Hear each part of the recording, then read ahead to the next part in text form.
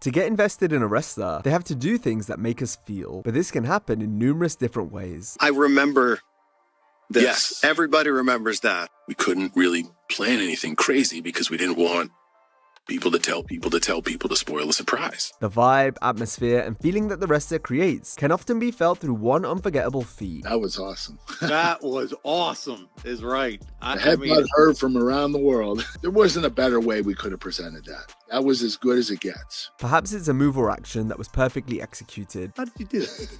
You boys got hands. Or done in a way you can't rehearse. And we had a backup plan in case it didn't work.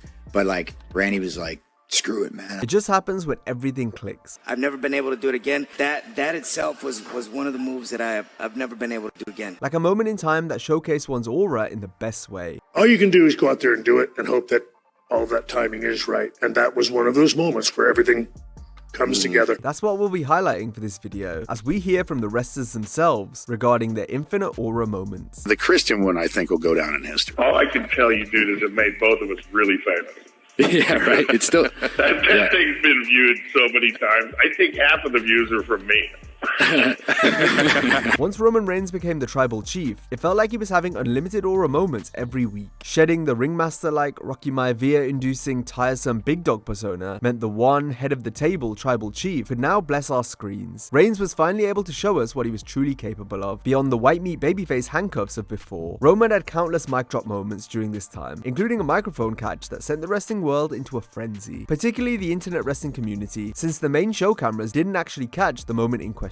We're referring to when Reigns exerted effortless charisma at SummerSlam 2022 in an act that was symbolic of how cool Roman had become, not just on the microphone, but in every aspect of his wrestling character. Brock Lesnar! How did you do that? You boys got hands. I was just going to say it's a risk, because what if that mic does... That's what I'm saying. Like hot dog right through that roll, dude, of a hand. Oh, if I drop it, then I'm just the bad guy who dropped it. And, you know, I'm just not cool in that. What do you do? Let me ask you that. It pops through. What do you do? You just look to the I'm just staying on him, hoping they're not shooting that. Reigns' cousin, The Rock, had one of the few glow-ups that could best Roman's change from big dog to tribal chief. Like the OTC, the Great One went from lacking on-screen charisma to having it in spades, though Rock's transition was more gradual. So by 1999, the People's Champion was trying and doing things only he could get away with. Rocky knew the crowd would practically eat up anything that he said, because it was always funny and bursting with personality. But a true embodiment of how confident Rock was came on the September 30th, 99 episode of SmackDown. During the main event, the Brahma Bull performed his patented People's Elbow, but what was different on this night was that he did it wearing dress shoes. His $600 shoe off. Uh-oh. Just like this. We've seen so many epic People's Elbows throughout The Rock's legendary career, but for this one, the mat had residue on it from all the pyro being used on the show. Therefore, the Great One went sliding across the mat before executing the smoothest version of the most electrifying move in sports entertainment. The People's Sunglasses! It's the most electrifying move in sports entertainment today! The People's Elbow! Rocky could truly do no wrong during this period, even when a potential botch was looming. The Rock says not today, not any day. And just like that, what could have been a mistake turned into one of the coolest moments in WWF history. King The Rock called SmackDown his show, and The Rock did things the way he wanted to. He had to drop the People's Elbow and slid like Michael Jackson for like 3 or 4 feet. Just the most memorable People's Elbow that he ever hit. When Kurt Angle became the wrestling machine in 2006, one of the moves he added to his repertoire that screamed how much of a killer he'd become was that of a stiff headbutt. It was simple, yet devastatingly violent. So when Kurt joined TNA in 06, debuting on the October 19th episode of Impact, one of the first things he did was headbutt the dog crap out of Samoa Joe. It's probably the main thing we all remember from Angle's TNA debut, from the facial expressions to the full contact noggin-knocking speed loaf, as the Olympian rattled the hard-headed Samoan skull of Joe. It all set the tone for how much of a destroyer Kurt was going to be for the promotion. The best wrestler in the world had joined TNA, and this is what they were getting. It's everything that made the moment so perfect, but can be summed up with one unforgettable act. Something that said Angle has arrived in TNA, and wrestling is about to change because of it. God, it's Samoa Joe and Kurt Angle! Listen to this crowd! Oh my God, Kurt Angle! He thinks my blood's a trophy. I made Samoa Joe bleed. On the Kurt Angle Show podcast, the 7-time TNA champion discussed the headbutt that bloodied Joe. That was awesome. That was awesome, is right. The headbutt heard from around the world. Well, let's talk about it. You said it. What did Joe say? Anything about the headbutt? Any heat from him? Because man, you cracked him open. Loved it. He loved it. He loved the intensity. He said it was a hard headbutt, but his head's harder than mine. I probably hurt my head worse than I hurt his, but he loved it. He loved the whole segment. We talked about it continuously after it happened.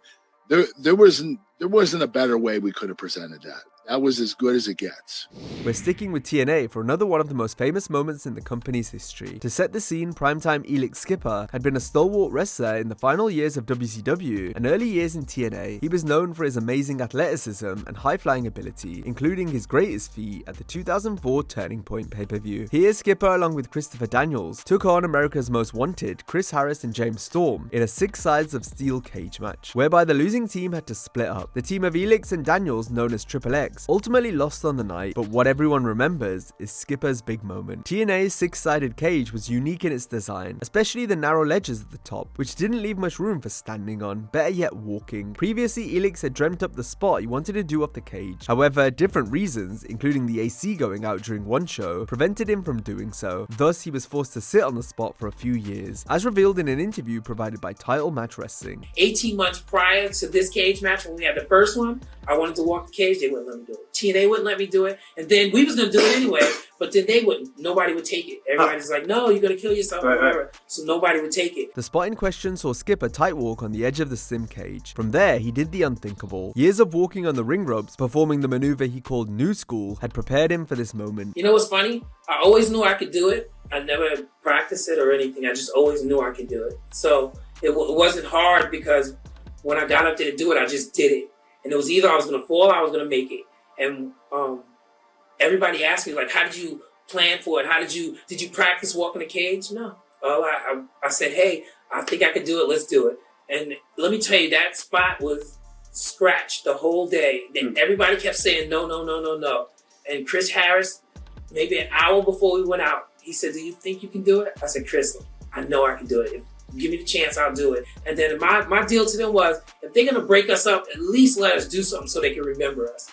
And then I think that's how I got Christopher Harris to agree to do it. And he was so happy. I was so happy when we actually did it and pulled it off. The cage walk HURRICANRANA exemplified how TNA and their high-flying X Division style was changing the landscape in wrestling. It was a contrast to WWE and their Cruiserweight division, which at the time seemed like it was doing everything it could to strip back the wrestlers. As such, Elix Skipper never landed in WWE, but his iconic moment in the cage at Turning Point 04 will live forever.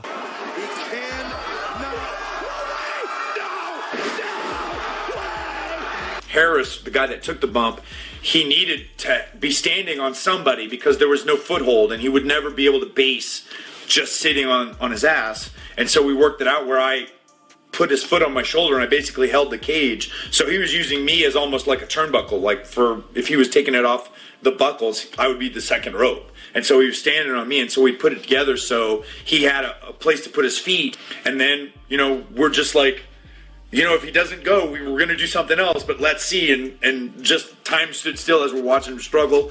And then finally, as he's doing it, I'm just like, all right, well, we got it. Let's now look at another unprecedented high-flying feat, this time courtesy of Ricochet. He's had plenty of out-of-this-world moments, including long before joining WWE, but one of his first big moves in WWE came on the May 30th, 2018 edition of NXT. It was at this moment that WWE fans knew he was something special. It was like something straight out of a superhero movie. Ricochet certainly lived up to his moniker as the one and only because this was incredible, especially since this was before he became comfortable speaking on the microphone. Therefore, showcasing his tremendous acrobatics and athleticism was going to have to do the talking for him. You will truly know that anything Ricochet can do, the Dream can do better.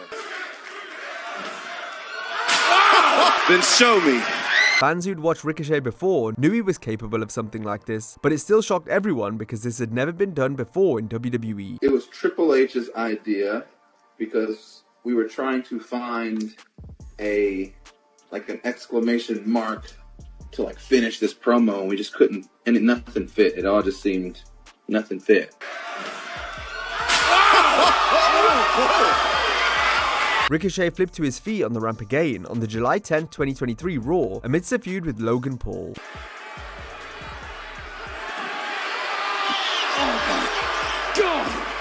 Given his social media influence, Logan Paul is all about the viral moments, so Ricochet was a prime opponent for Logan, given his high-flying exploits, with Ricochet later dubbing himself the Moment Maker. This was evident during their first meeting at the 2023 Royal Rumble, when during the 30-man bout, where they performed the most memorable spot of the match. I don't know, but I guarantee it's highlight worthy. Oh my goodness, what a collision! The contrast between the two created an interesting dynamic in their rivalry. Paul was the online loudmouth who does anything for clicks. Meanwhile, during his time with WWE, Ricochet was all about the moves in wrestling. It was a clash in aura, but not in styles, since both worked well together given their athletic prowess, hence why the Rumble spot came off so well. What we're about to see now is exactly what's wrong with this sport. They said, let's go. He said, let's go. We're just both like, let's go. Again, selfishly, as you know, just performers in general, selfishly, you want it to be the most talked about thing. I never really expect anything. I never expect anything to be the main thing. I just kind of like planning something that I think looks cool and feels cool for the crowd, and it's going to be a cool moment. But again, at the same time, I knew that it was going to be a pretty crazy experience. The timing was absolutely perfect. I think poor guy rocked his head. He said he was okay, but he came down hard. Like mine was more of the wind. When I landed, it was like, And by the way, when this move was pitched to me, I was like, is that possible? But generally, when I have that reaction, it's a good thing, because if it is, it's incredible. I don't think it's been done before. The wrestling purists will perhaps come down on me for this one, but I don't think it's been done before, which is what I like to do. I like to chase those moments that are really fresh. Right. Going into it, I told him, listen, I want you to be as comfortable as possible. So I don't want you to wait on me. I don't want you to think about me. I don't want you to even worry about me at all. So whenever you're comfortable, you just go, and I'll go, and I'll time it off of your jump. I'll time it off of you. Yeah. I'll go with you to make sure that we're good. I was like, but don't worry about if I'm going to jump or if I'm going to go. Don't worry about me. You just go, and then I'll follow you. I'll follow suit. You know? Ricochet is one of the most outstanding high flyers of this generation, but if we take it all the way back, then two men who completely changed the game were Rey Mysterio and Eddie Guerrero. Their 5-star classic at Halloween Havoc 1997 is among the greatest matches in wrestling. It was iconic from start to finish, including one of the most spectacular maneuvers ever performed. Like with Ricochet previously, Rey and Eddie's DDT was like a film stunt or video game come to life. The fact they were able to pull it off is extraordinary. Eddie Guerrero has mounted a tremendous offense. But even more so knowing the backstory, as Mysterio explained while chatting to Chris Van Vliet and Ariel Helwani. But that backflip DDT from the top rope, we did not have that planned, and it just happened right there on the spot. The lockup of the hands into the pull up into the top rope and the backwards backflip DDT. Like I remember that like if it was yesterday. That's how crazy it is. Wow. Yeah, we never practiced that. We never rehearsed it. Nowadays, I like to sometimes go in and kind of, if I'm doing something new, try to visualize it, maybe go in there and try it one time, see if it works. Yeah. And then I'll say, okay, yeah, it'll happen. But that one, no, it just happened in the ring. Rey and Eddie were never able to replicate their Halloween Havoc epic, despite numerous respectable efforts across countless rematches, and that includes the one-of-one backflip DDT. I've never done that before. What's that called? I can't perfect it. It was I would have to say a backflip DDT. Okay. Yeah, I've never been able to do it again. That itself was one of the moves that I've never been able to do again. It was once in a lifetime, and was it because of the person you were in the ring with? Yes, the chemistry. It was truly a moment in time that can never be emulated, never before and never again. You know, the magic that we created, that I mentioned it before, we tried to recreate that magic several times, and it never could happen.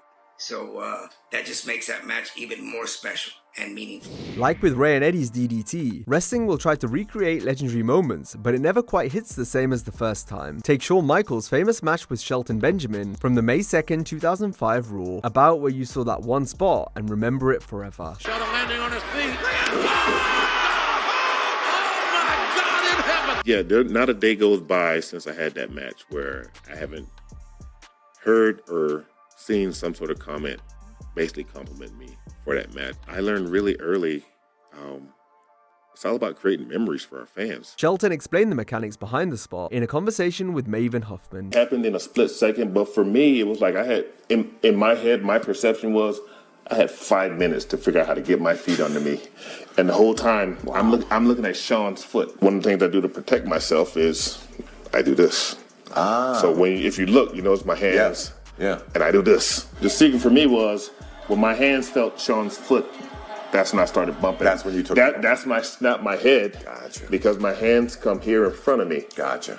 And just a split second of, I just need to touch it and go. We saw several callbacks and recreations of this super kick counter in the years that followed, but none compared to the original. On the night, road agent Michael Hayes explained the spot and asked Shelton if he could execute it. Benjamin essentially said, say no more, and from there, history was made. To the point where Shelton received a standing ovation in the gorilla position when he got back through the curtain. He's like, well, where does he need to be? I'm like, he can be where we want to be.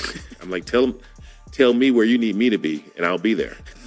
So a lot of things I did, and I'm not trying to be arrogant or anything. A lot of things I did, I didn't realize how special they were until other people pointed it out. The story of the match was that even though Sean was up against someone who could out-wrestle him, all he needed was one super kick out of nowhere to end things. It's the type of aura that proves HBK to be the greatest in-ring performer of his generation. All you can do is go out there and do it and hope that all that timing is right. And that was one of those moments where everything comes together.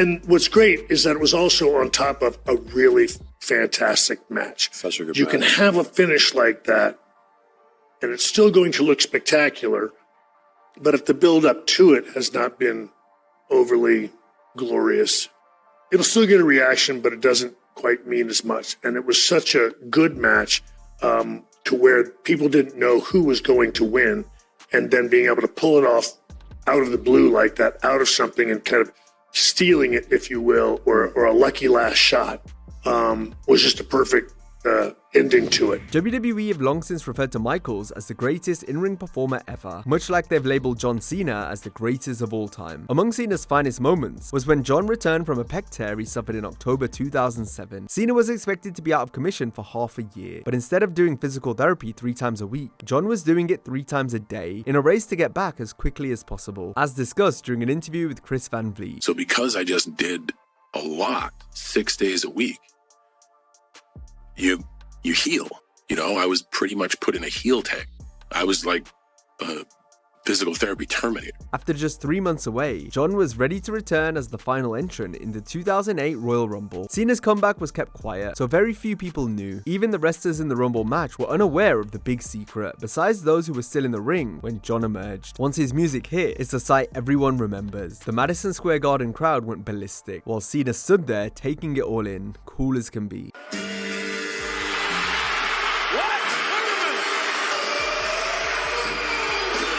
They're like, we really have the chance to keep something secret. And it was only let out to like a few people. And if you see like, once again, we only remember the moments. Tell me anything I did in that. You won. Bingo.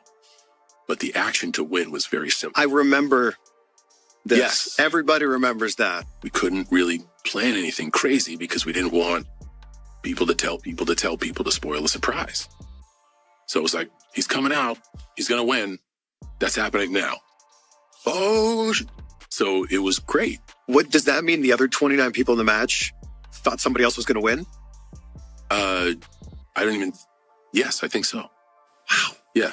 I mean, I came up to the gorilla position at number 30 when like 28 came up.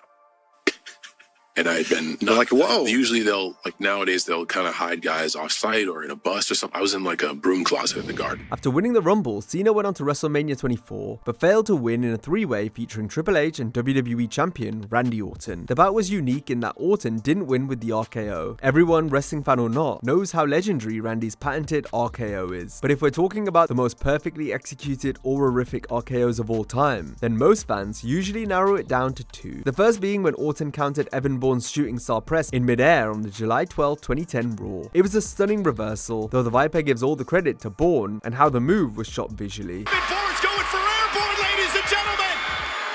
You gotta be kidding me! How did he do it? Did he get it? And the office was a little, they didn't really understand how it would work. And so we kind of just laid it out. But I mean, for me, it was just, I'm going to do my shooting star press as if I'm trying to land on him. And all he has to do is jump up and catch me in midair.